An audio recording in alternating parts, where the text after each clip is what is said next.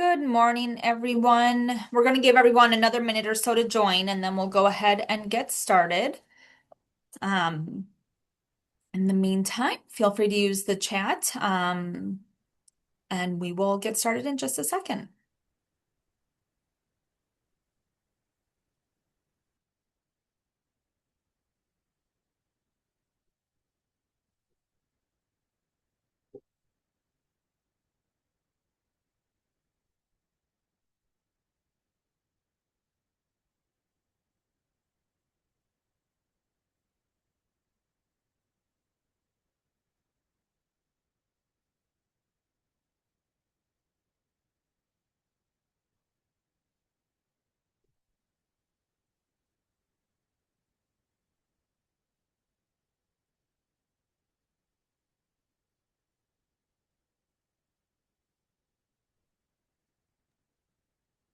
Okay, so good morning, everybody. Thank you so much for joining us today.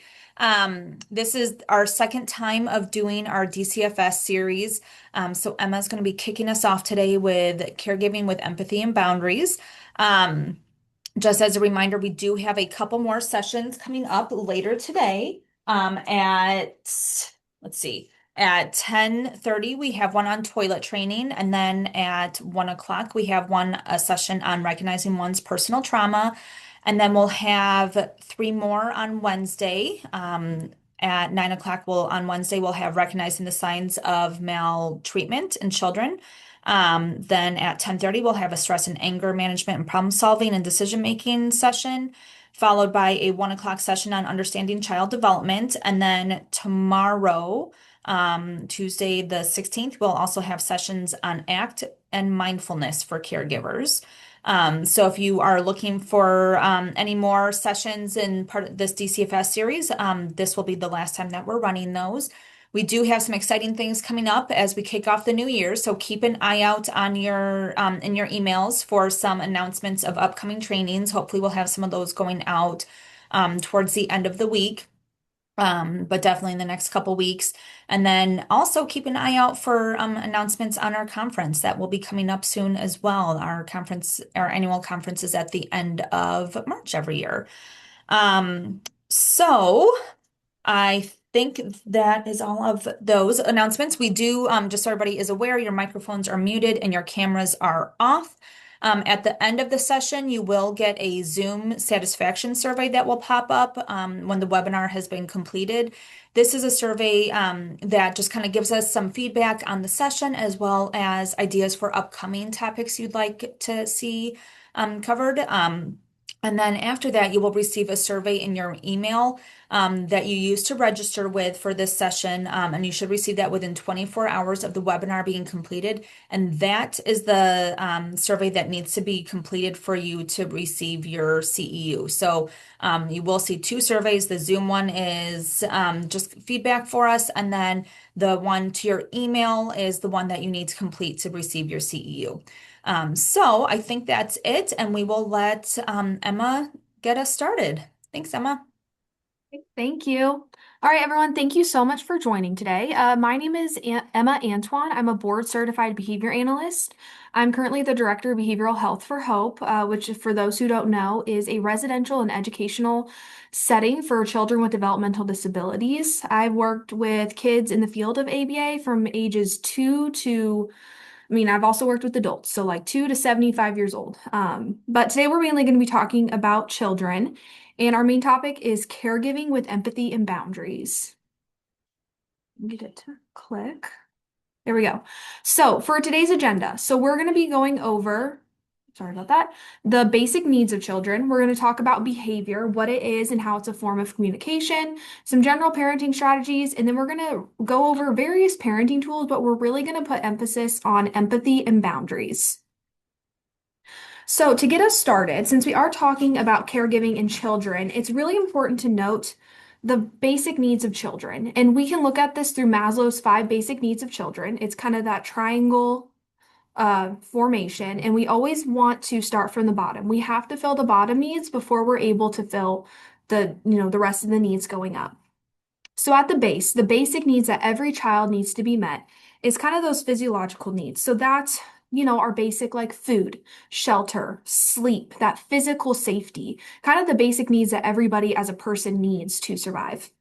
Then we have safety, and this is not only kind of that physical safety, but also the emotional and kind of that well-being safety. It's that need for security and protection from physical and emotional harm.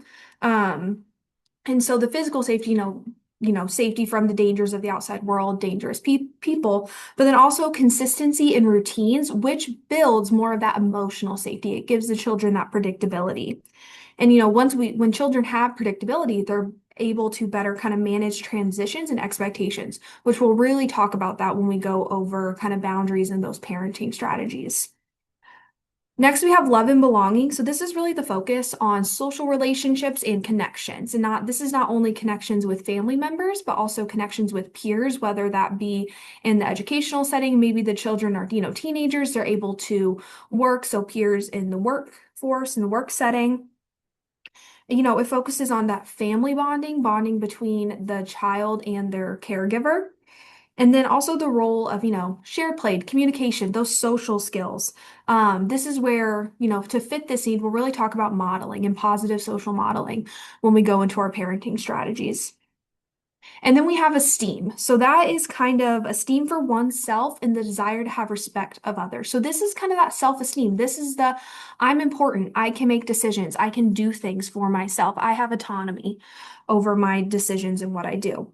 This is where a child, builds the feelings of unconditional love, acceptance, feeling seen and heard by their caregiver. And then at the very top, once we've met all those needs below, we have self-actualization. So this kind of really involves the child realizing their full potential. This is where they seek personal growth, self-improvement, and self-fulfillment. We see stimulation, curiosity, structure, problem solving. And this is where, kind of like with the self-esteem, this is where they learn to make choices and that they have the power and ability to make positive choices for themselves. And with this, really, when we go over the parenting tools, we'll talk about how parents provide the learning opportunities and kind of encourage the effort, to make positive choices. And so when looking at all these five basic needs, we can look back on this when we're talking about our parenting tools to see how the parenting tools that we go over and the empathy and the boundaries can really, set caregivers up to be able to meet these needs for their children. And it's also really important to know this because when we're talking about oh,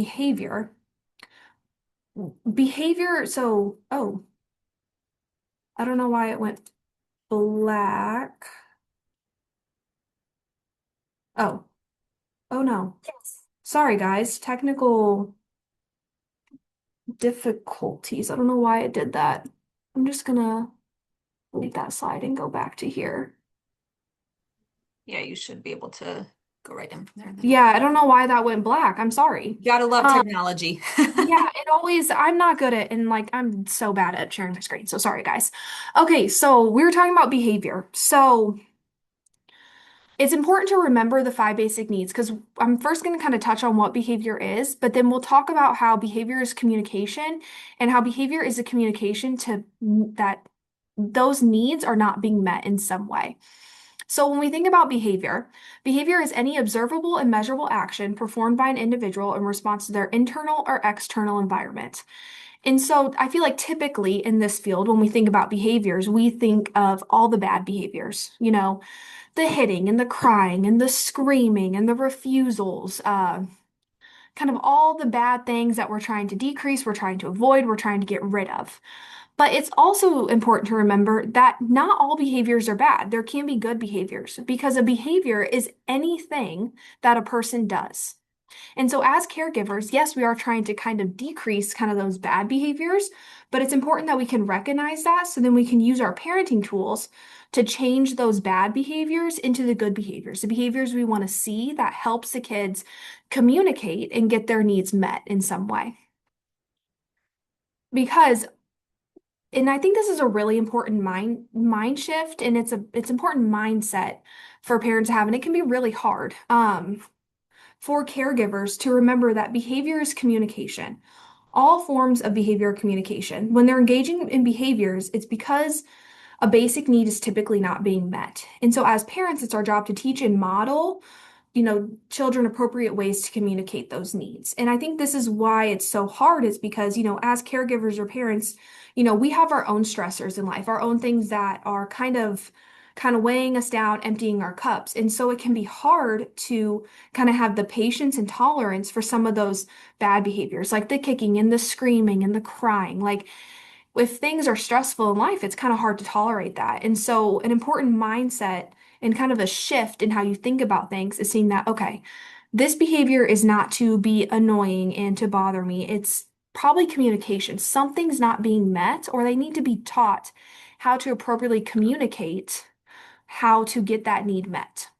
And so some examples we have, toddlers having tantrums, crying, screaming, kicking because they want something or something didn't go their way. And then we have teenagers socially withdrawing, maybe spending more time in their room or not engaging with peers as much or, not doing things with the family or with the caregivers. And, looking at those two examples, I'll touch on this a lot is that as we're thinking of caregiving and parenting and, using our parenting tools, it's important to remember that it's going to look different depending on the age of the child. Toddlers, they're going to engage in different behaviors when their needs are being met than teenagers are. And, the way we approach a toddler and a teenager is very different. So we'll have to keep that in mind as we go over the parenting tools. And we'll talk about that, in some facets whenever we go over the strategies. Um, because, for younger kids, it's, they don't know how to communicate. They haven't been taught yet. And then, maybe for older kids, they may have never been given the space to communicate how they're feeling, or they also have never been taught when they were growing up, depending on their home life or their situation. Um, so with that, we'll just really have to think about the difference in working with them. Okay. So typically, I do have a video that kind of goes with this, where it's a good example of a kid in a school setting where he was having a lot of behaviors, a lot of kind of being aggressive towards his peers, kind of acting out in class, all sorts of things. And the teacher really had to have that mindset shift to where the child was communicating. They were communicating something, and they were able to kind of figure out that the child was kind of just wanting peer attention, wanting to engage in his peers, but he didn't know how to. And so the teacher had to really work with the kid, with the other staff members in the classroom to help that child learn to engage appropriately with his peers, which in turn, if the kid wasn't hitting or, throwing things at his peers, so the peers, now want to play with him. And it kind of got that need, that social connection need met. And so, and I don't play it because we have technical difficulties with it. So apologies for that. But it's a really good just example of how behavior is communication and how kids are not always having behaviors to be bad or annoying. They're trying to communicate something, they don't feel well, they're sad, they need something, they're hungry or confused. And so as we go over our parenting tools, we have to have that mindset that behavior is communication. And we need to see what can we do in this situation? What does this child need to be able to communicate how they're feeling? So, to kind of continue and move into our parenting and caregiving styles, we have four main parenting styles that we really see socially. So, we first have our authoritative parenting style. So that's high warmth and high boundaries. So when I say warmth, I'm talking more of like the emotional connection, the openness for feelings to be talked about, to make connections, and to, for how much the parent is there for the kid emotionally. And then when I'm talking about boundaries, this is where I'm kind of talking about expectations, rules, kind of guidelines, those that structure and the routine for the kids to follow. So with authoritative, we have high warmth and high boundaries. So with this parenting style, parentings are providing children with empathy and emotional support, but they also have, those strong expectations and boundaries that can kind of guide how the child engages with the world and how they respond socially to certain situations. With this, parents model and provide choices to teach children how to respond in certain situations. And, since there is the emotional openness, kids can talk about their feelings, but they also have that structure. We really see a lot less anxiety in children with this parenting style when it's implemented. Okay, so then next we have the permissive parenting style. So this is the high warmth, low boundaries. So, this is the parent, where there's a lot of empathy, there's a lot of validation for feelings, but they don't really like have guidelines or structure or really model how to respond to those emotions socially. So, this is kind of more, the parents there and they're kind of there and open to listen to the kid, but they also just kind of let them do whatever they want. Then we have authoritarian. So this is a low warmth, high boundaries. So this is like your dictatorship style parenting. This is the you're going to do what I say because I said so sort of parenting style. So there's really not any openness for, collaboration or kind of that flexibility with children with their emotions and kind of what's going on in their world. But there's also really there's that structure which, can be good. It can keep the child safe, but there's no feelings of validation or empathy within the parenting style. um I always think of this parenting style, growing up, my friends are just people in high school who had this parenting style. They were always kind of the worst behaved kids, because they always acted out, whether that be like socially, behaviorally, emotionally, because they were so like rigid at home. They kind of engaged, into some bad stuff. But I imagine we kind of can maybe all think of that, back in high school. Um, the next is the neglectful. If anyone's seen the show Shameless, I think this is my Frank Gallagher parenting style. It's the where there's no low warmth and low boundary. So there's really, I mean, the parent is not there for the child. They're not there for them emotionally. And they're also not there for them structurally. They're not there supporting them or providing the routines. It's kind of the child is left to their own devices, and they kind of figure it out as they go. And so, when thinking of our parenting style, the parenting style that we really want to strive for is that authoritative parenting style, because that's where we have the high warmth, we have a lot of the empathy and the validation, and we also have the high boundaries. So, we still have the structure and the routine, and the modeling and the choices, which is all these parenting tools that we're going to go over. We see all of this in the authoritative parenting style. However, and we do have some pros and cons. So, pros. It fosters confidence and independence, so the child feels empowered to voice their opinions because there's that openness for feelings, and they're also able to participate in decisions, which kind of builds their self-esteem. It builds their confidence in being able to make positive choices for themselves. It encourages self-regulation. So with this parenting style, the parent is modeling kind of how to respond to maybe more emotional or high stress situations. So they're able to kind of the children are able to manage their emotions and behavior, which then, leads to better social outcomes, because they're not maybe lashing out or responding in a negatively social way in certain situations. Promotes academic success. So there's the balance of that support and structure, and that motivates the child to take responsibility for their own learning or kind of just for their own kind of actions. And it typically does lead to better performance. And also, since the child is used to kind of maybe having some structure and boundaries, they're able to kind of, listen to authority and have that respect for authority in different settings, such as like the school setting or the work setting. And then also with this, another pro is strong parent and child bonds. So since there's that open communication of feelings and kind of that respect that the parents give the child to share what their thoughts and opinions, it really builds a foundation of trust and like emotional security between the parent and the child. Then develop social skills and resilience. So children who are raised authoritatively, they're often confident and resilient in social situations because they've been taught kind of how to respond appropriately in certain situations and kind of work through maybe more challenging situations because they had their parents' support in that.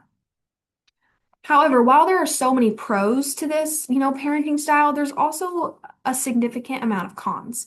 And I think one of them is it requires significant parental effort.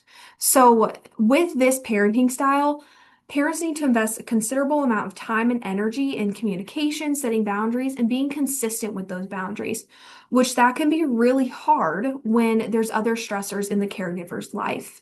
Um, I think about myself when I'm stressed, and it's really hard to parent and kind of be there when there are other things kind of filling my head. Um, and so kind of continuing with that, it's emotionally demanding.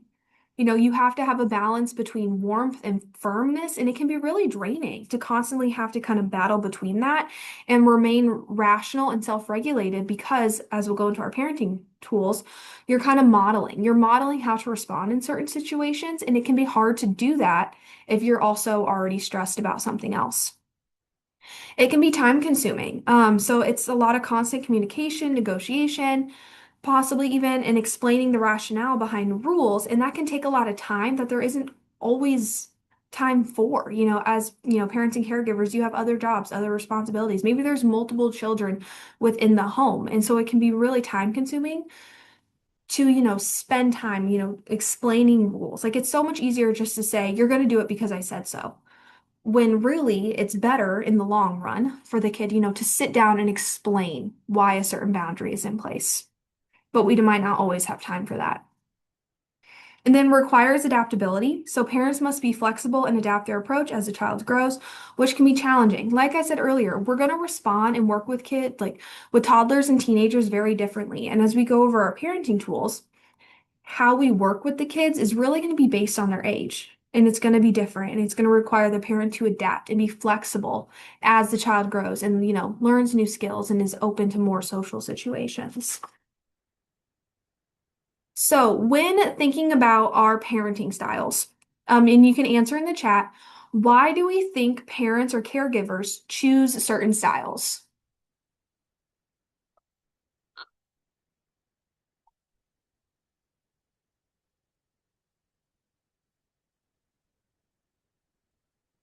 Yep, doing what their parents did, that's a big one from how they were raised.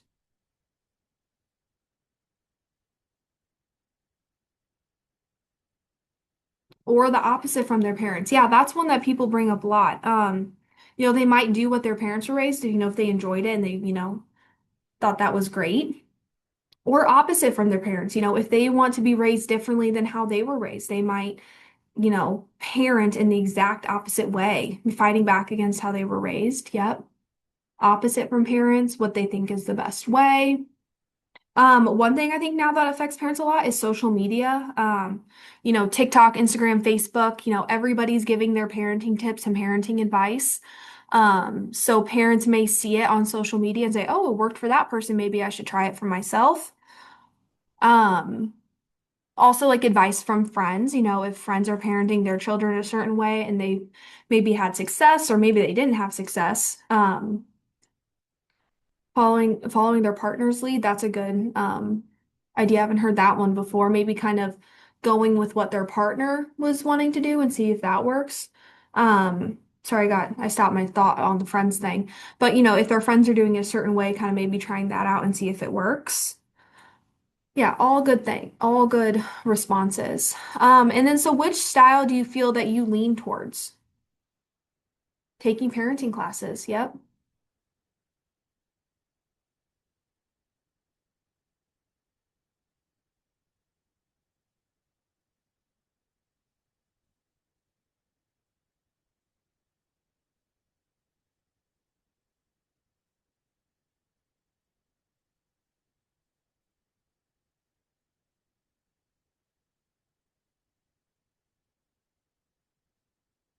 Definitely in the authoritative camp. Second question, which style do you feel you lean towards of our parenting styles? The neglectful, authoritative, permissive, authoritarian, maybe it's a mix of both. Maybe there's one that you lean towards but want to do something else. Authoritative, gentle, permissive. Yeah, and with these parenting styles, before we kind of moved to the online format, there was kind of more of a longer form of this training. And I really went through all the different pros and cons of each parenting style. And there's definitely pros for every single parenting style that can be positive for the kid. And just like, authoritative what we strive for. Um, there are cons to it. And maybe maybe we strive for authoritative, but we can't always do it all the time because of those cons, because of how time consuming it is. Um, Neglectful just for them. Yeah, I get that. Letting the kids kind of figure it out, make your choices, kind of those natural consequences for things. My parents definitely did that. Mixture depending on the scenario, absolutely. When my kids learn, yep. Lead by example, yep.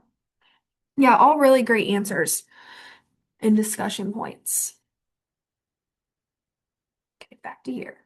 Okay, so now that we've gone over our parenting styles, we're going to start going into effective parenting tools.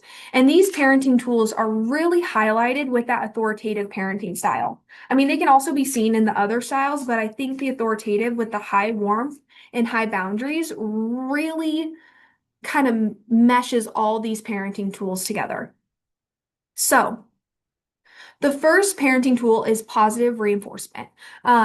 As a BCBA, I'm using positive reinforcement all the time. It is like the backbone of, how we do behavior change. And so, positive reinforcement, the act of adding something to the child's environment to reward desired behaviors and encourage repetition. So, this is when we give something to the child that they want or something that they enjoy. That's we do this following a behavior that we want to see happen more often. And so this can be in a lot of forms.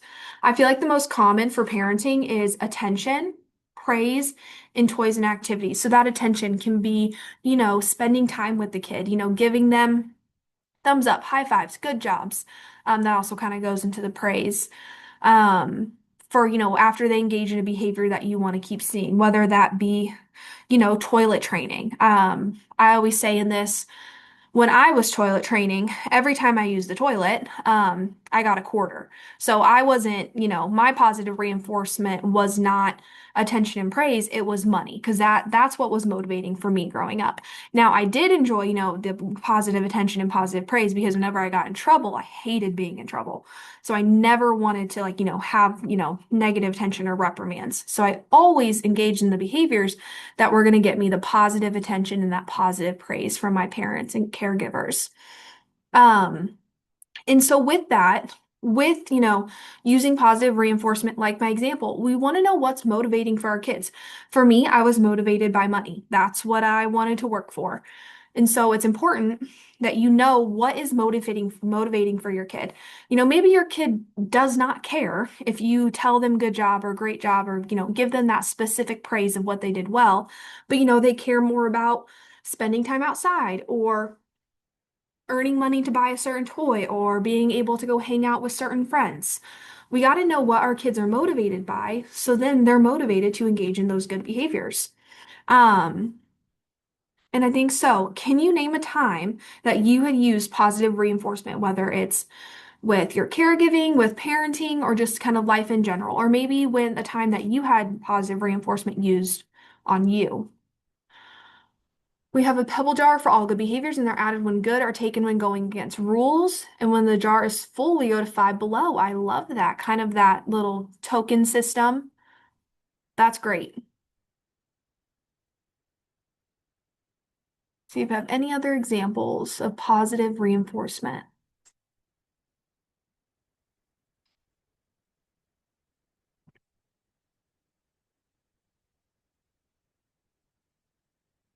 Okay, so we're working on teaching their child with autism to answer Patrick when asked his name. So he loves verbal praise but doesn't understand tangible reinforcements. Yep. Chocolate. Yes, positive reinforcement with your dogs. I do that with mine too all the time. Ooh, and Australian Shepherds have a lot of energy. They can be hard, I feel like.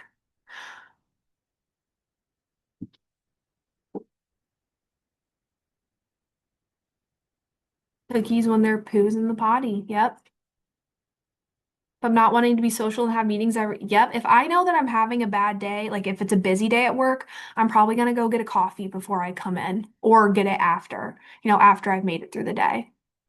Extra one-on-one time together for good behavior in the evenings. I love it. Yeah, these are all great examples with positive reinforcement. And you can see through everyone's examples, they're so different because every kid is going to be different. Stay up late with good behavior, sticker charts. Some kids may care and, work well towards a sticker chart. Some kids may not care at all. Some kids may like to stay up or, have that one-on-one time. And some kids just may want, toys or money or activities. So it's just so important to know what is motivating for your kid. So then you can give them that reinforcement after they engage in those behaviors that you want to see. And so something that I was taught, in grad school, working with kids with, developmental disabilities and intellectual disabilities, is when we're giving praise, we want to vary it. Because you think about yourself, like if you're at work and your, boss just tells you, good job, good job, good job, good job. One, you're going to get annoyed with hearing good job, but then two, you're going to be like, okay, well, what did I do well? Like, I don't know what I did that was good. Like, what do I need to keep doing? And so I just like to note that when giving praise, you want to be specific and you also want to vary it up. Our kids don't want to hear the same thing every single time, but a change, they want to hear a change up and also hear specifically what they did well so they can continue to do that in the future. And so, I mean, you can look it up like different ways to give verbal praise. And there's thousands of examples. You can do the verbal praise and the ABCs. One of my supervisees, when she was in the clinic setting, she would go through the ABCs when giving verbal praise, when she was working with the kids. So there's a lot of different ways we can give praise. It's just important to vary it and be specific with it so our kids know what they're doing well and they can continue doing that in the future. Okay, our next parenting strategy, modeling. So, modeling is the process of teaching children's behaviors, attitudes, and values by demonstrating them through our own actions. I think someone said up here in the chat how, with their parenting, they just try to model. They try to, you know, I'm trying to find it. It was a great way of saying it. But they just behave in situations how they want their kids to behave. They do what they want their kids to do. And it kind of shows how modeling is so important because our children learn by observing caregivers. Our children are always watching. They're way more observant than we probably ever realize. Um, and also with modeling, it's more effective than just verbal structure alone. So when our children see us engage in the behaviors, that we want them to engage in, they see how if we respond a certain way, how, like, what happens to us, So, say, for example, you and your partner are kind of, maybe upset at each other. They can see how maybe a calm and cool conversation really, leads to a more positive and happy environment than maybe kind of yelling and being upset. And that kind of can lead to more of that negative, bad feeling environment.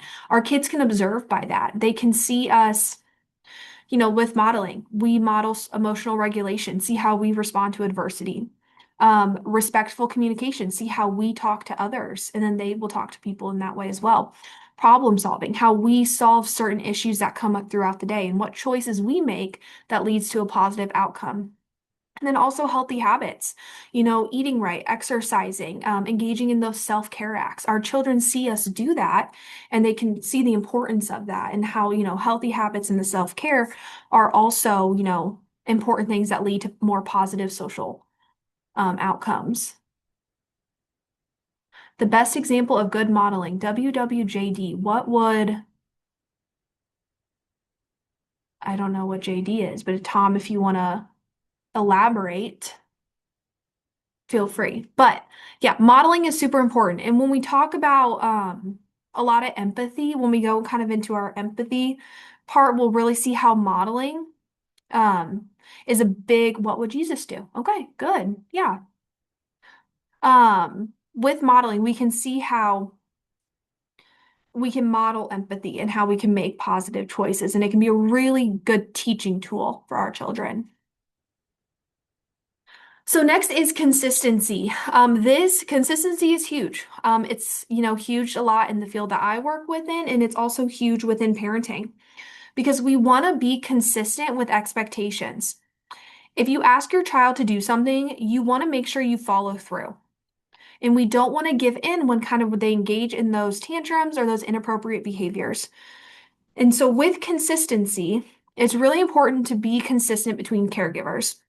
And for example, so Say you have two partners, parent or caregiver number one. They have the expectation is the kid comes home from school and it's first homework and then you can play on your iPad. And the child knows that. Okay, cool. But then you have parent number two and say parent number one isn't home. They don't really stay consistent with that. They're like, oh, okay, I guess you can be on your iPad for a little bit and then you can do your homework.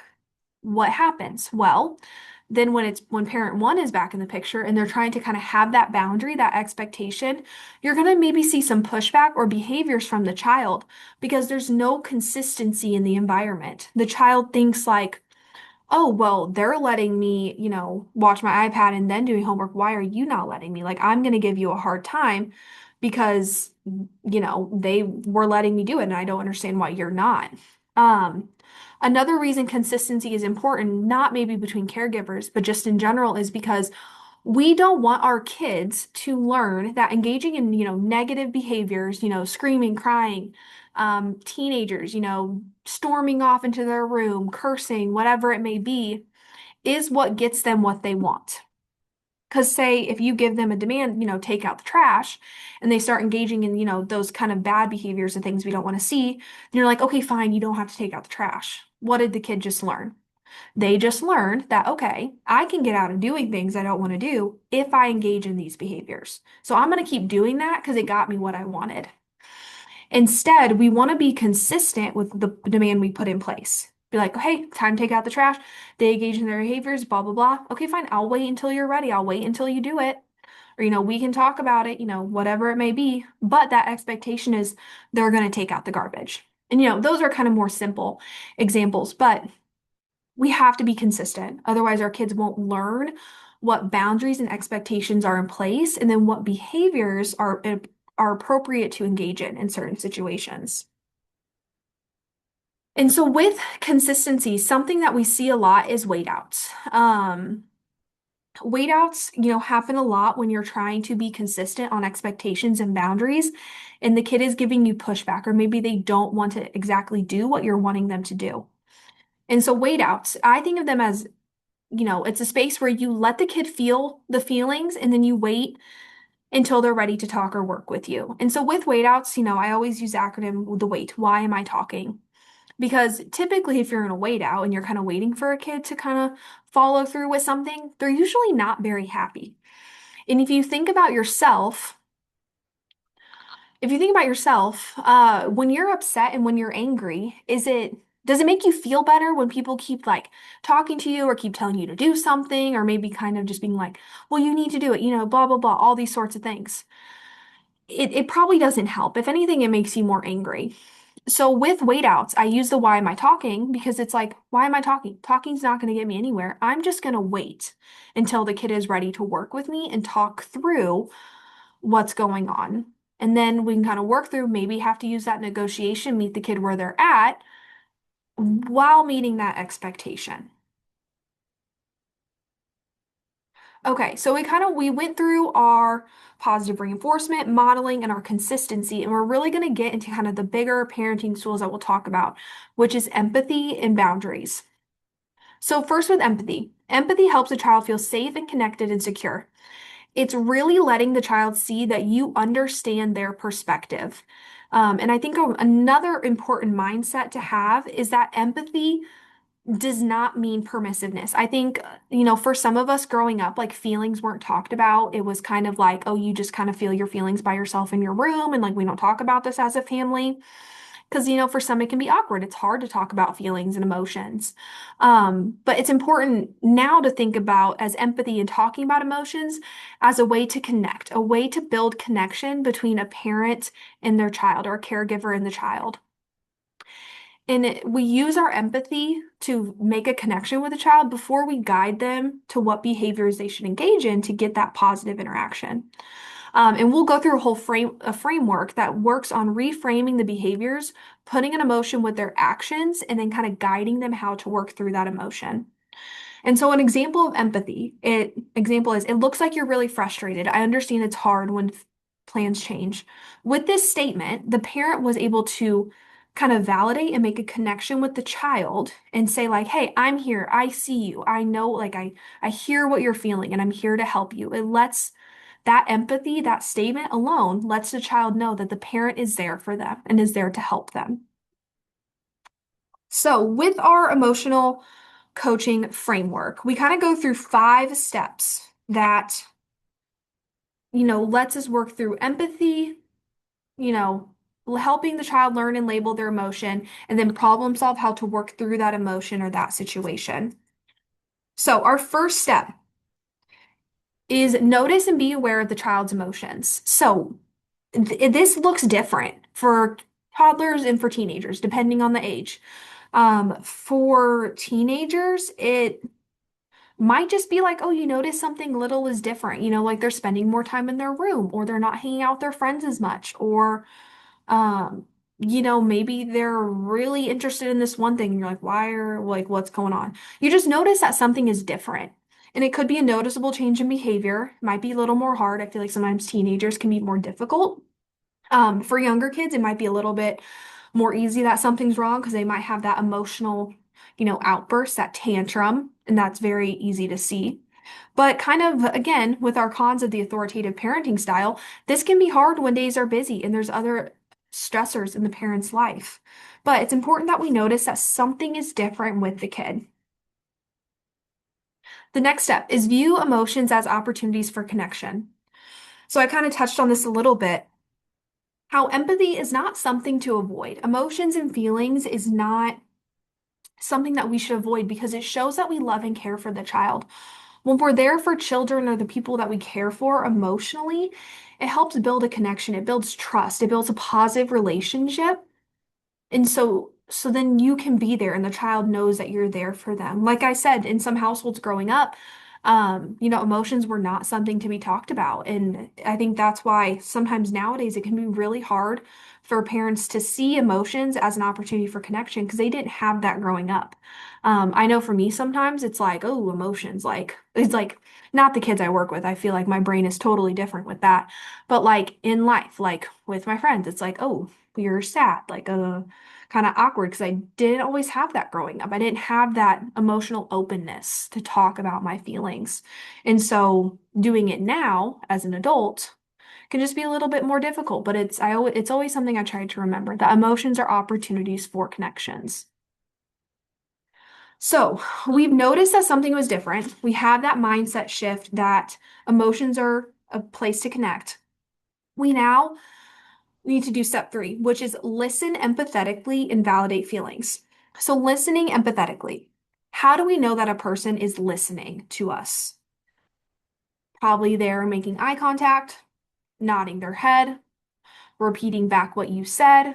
They're not on their phone, they're not doing another activity. They're there. Their focus is on you. They are listening to you. They're listening to what you say.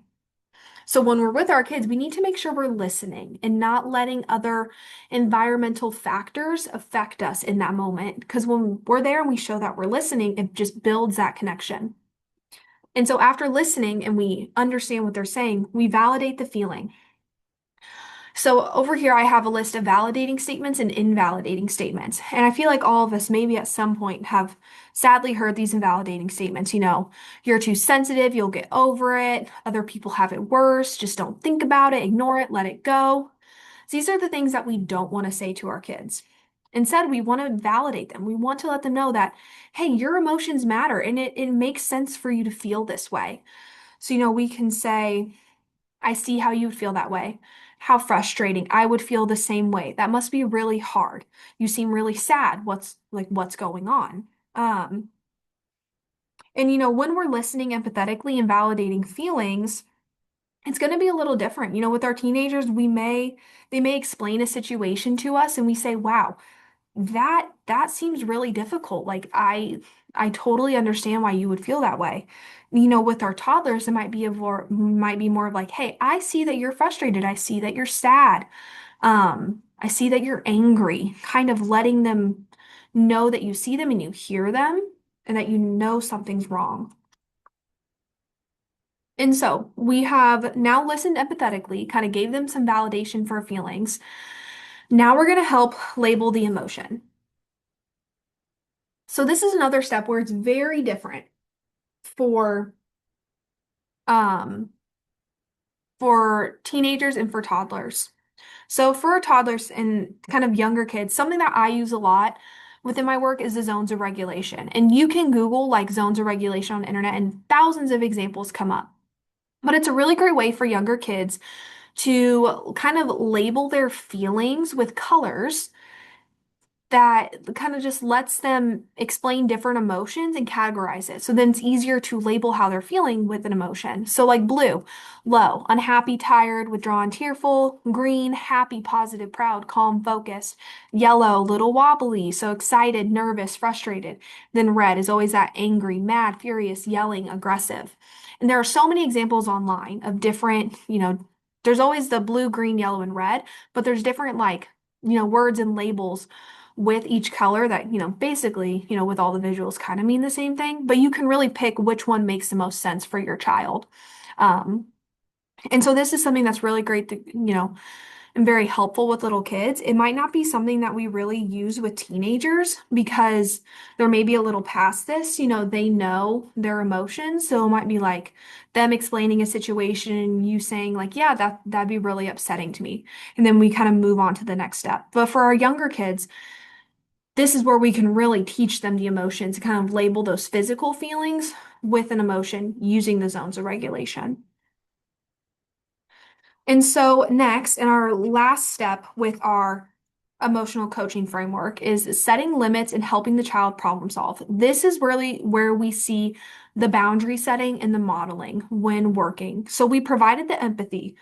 We listened to them, we validated their feelings, we helped them kind of put an emotion to that situation, and now we're going to help them get through it, kind of help them solve the problem that they're having and work through. So, we're going to set limits and help the child problem solve. This is where we could provide choices. We could explain, like, well, you could do this and this may happen, or you could do this, and kind of explain what the choices could lead to. Explain why some choices are good, some are bad. We could even prompt coping skills. So this right here is a visual. So with our zones of regulation, you're often going to see a lot of things. It's like what might help you. And so we have our blue, green, yellow, and red. And at the bottom, there are different things that the kid can do depending on what zone they're in to kind of help them work through that emotion. Again, this is more for our younger learners as they're learning coping skills and they're learning emotions and to help guide them through, how to work through different feelings and situations. But like I said, with our teenagers, it's going to be different. It's going to be kind of talking through what's going on, providing them choices and letting them know what they could do and what that outcome might be, or maybe pointing them in certain directions to kind of help them work through those emotions. So our last parenting strategy we have is setting boundaries. So we went through our high warmth, we went through all of our empathy, and now we're in our high boundaries, our high expectations. So, setting boundaries is establishing clear, consistent limits and expectations for a child's behavior, fostering a safe and structured environment for them to develop and grow. So, the importance of boundaries, kind of setting expectations, setting those rules to follow. Predictability creates emotional safety. Children feel more at ease when they know what to expect. And I think about this myself. Like, whenever I start a new job, I always have that sense of anxiety because it's like, okay, I don't know what I should be wearing. Like, when am I going to eat my lunch? Where am I going to put my lunch? Where should I park? Where should I go on my first day? Because there's no boundaries, there's no expectations because I don't know what to expect. And it builds that feeling of anxiety in me. But then once I have those expectations and those boundaries, I have less anxiety and I kind of know what to expect and I feel safe in those situations. Clear rules and routines kind of help children make sense of their environment, just like it does for us. And then structure makes life less overwhelming. When you know what to expect and you kind of know your routine, there's no unpredictability. You know what's going to happen. It decreases that anxiety and that kind of emotional distress. It reduces confusion. So without boundaries, children kind of have to guess at what's acceptable, which then can create insecurity. And so kind of, we talked about, consistency. If there's a lack of consistency, there's going to be more confusion. And so those inconsistent rules could really send some mixed messages to the kid. It could lead to more power struggles, which is kind of that acting out when you're giving a demand that's usually not expected. It could also lead to anxiety because you're not sure what to expect. The child's not sure what to do. They might even feel guilt, may feel guilty in a situation because maybe they did the wrong thing and they didn't know they were supposed to do something else. And then it teaches self-regulation. So, like we talked about with our empathy and our emotional framework, the boundaries help a child learn how to manage impulses and emotional reactions. It kind of gives them a framework, like a roadmap of how to respond. Providing choices, modeling, those are setting boundaries and setting ways of how a child should respond in a situation, which then teaches them to regulate their emotions. Because once they learn and they've done it in the past and they've had a good outcome, kind of like with the positive reinforcement, they'll continue to do it in the future because it led them to a good outcome. And so, thinking of like our younger kids, when we provide them choices and model of how to respond to certain emotions, it helps them learn how to deal with kind of smaller, minor things in their lives and kind of get that positive reinforcement from responding appropriately. So then as they get older, they'll build more confidence and kind of more of that self-esteem to kind of handle different situations on their own because they were taught at a younger age how to respond to emotions. And that can really help them handle more significant challenges later in life. And then also knowing the rules helps them focus on problem solving. They know what they can and they can't do. So it kind of gives them a boundary, a guideline of how to respond. So, tips for setting boundaries. So, we want to make sure our rules are age appropriate. We want to meet a child where we're at. We don't want to expect a toddler to be doing things that a teenager does. We want to involve the child with it if possible, kind of let them have a say. Maybe, providing choices is a great way to do that. Kind of working with them, explaining certain choices. Like I said, in the emotional framework, explaining why certain choices are good, why certain choices are bad.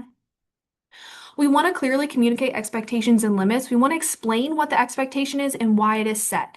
Children respond better when they know the why, when they know why something is set, whether it's to keep them safe, it's because of a certain rule in the community, whatever it may be. And kind of going back to our consistency, we want to be consistent with boundaries. We want to lead by example. When correcting, we want to focus on what they can do, not what they can't. A silly example is instead of drinking bath water, say how they can play with the toys in the water instead. It's always, good to be like, I think our kids need to learn the word no growing up, but it's like, no, we can't do that, but we can do something else. Kind of letting them know what they can do and kind of guiding them with that boundary to a more appropriate response. So, when thinking about kind of boundaries and expectations, what are some expectations and boundaries that you have had to set?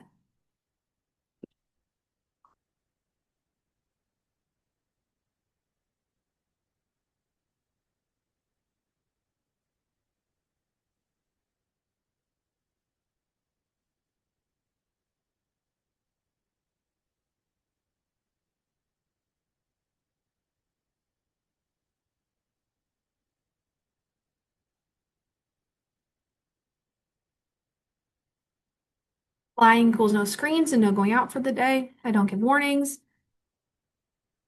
If you don't like what's for dinner, you can prepare yourself a simple meal.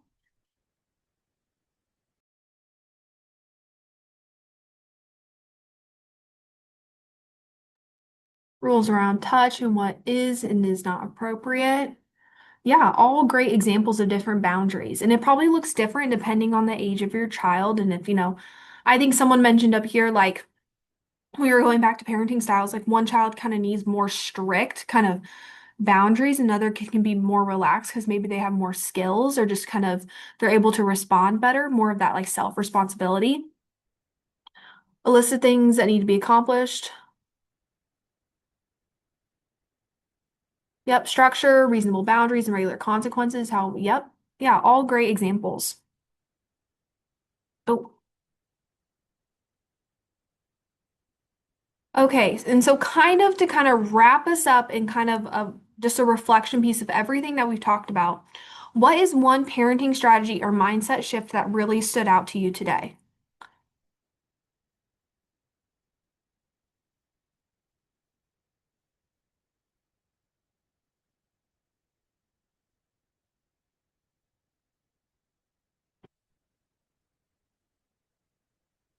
The wait out method.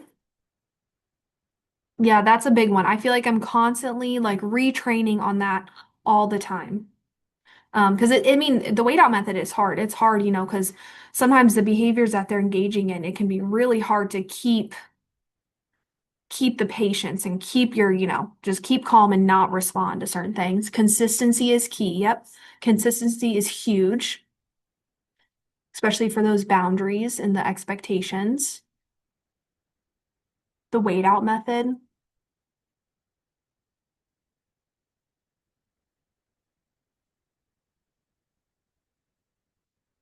Wait out method, but know how to do it and be consistent when sometimes it's hard to do. Yep. Yeah, all great, huge, important things. And there are always things that I'm constantly reminding caregivers, parents, even the staff that work with our kids here at Hope about, because it's just so important for behavior change and to build connection and kind of, guide our kids to make positive choices for themselves. Okay, and then so kind of a recap of everything. Children thrive when their basic needs are met consistently. We went over Maslow's five basic needs, kind of that hierarchy. And I think we could really see how the different parenting tools that we discussed helped build and meet those needs that the kids had. Parenting is a combination of empathy, guidance, and boundaries. It's all of those things together to build the connection, but then to guide them of how to respond to certain behaviors. And we do that with our boundaries. And then also just remembering now how empathy is a powerful connector in teaching school because, it's letting a child, feel connected, feel open, and feel available, and just using that to build that trust in that relationship so then you can guide them to make positive choices for themselves. But that is everything I have. We have a couple minutes left if there's any questions. But if not, thank you so much for joining today. I really appreciate it. I haven't seen any questions in the chat, but if you do have any, please do feel free to drop them in there. Thank you so much, Emma. I think, for those of us that have children or those of us that just work with children, there's always some great reminders in a session like this, and just things Mhm. to be trying, with our kiddos that we work with. Um, so thank you all so much for joining us on early on a Monday morning. I know it's pretty cold up here in the Rockford area. I don't know if you guys are as freezing and miserable as we are up here, but hopefully everybody's staying warm in the home stretch to the holidays. I think Hanukkah just started, right? Yeah. Yeah, so um, yeah, again, just a reminder, we do have a session at 10:30 this morning on toilet training, followed by one at 1 o'clock today, recognizing one's personal trauma. You can still register for both of those if you are interested. Again, these are just the short snippet trainings, just kind of introductory topics, that we're working with DCFS to present. So again, when we log off here, you'll get a survey from Zoom. Again, that's just our satisfaction survey. Lets us know kind of more of what you're looking for, what's working well, what's not in the sessions we're presenting. And then you'll receive an email with a survey, and that will be the one that you must complete to receive your CEU. So give us a little bit of time to get those out to you. If you don't get it within 24 hours or so, you can feel free to reach out and let us know. There were some kinks about a month ago with the system, but it seems to have worked out since then. So you should get that pretty quickly. So I haven't seen any um, questions come up since we wrapped up, but so I think that's it. So thank you all so much again for being with us on a Monday morning, and thank you, Emma. Thank you, everyone. All right, bye. Bye.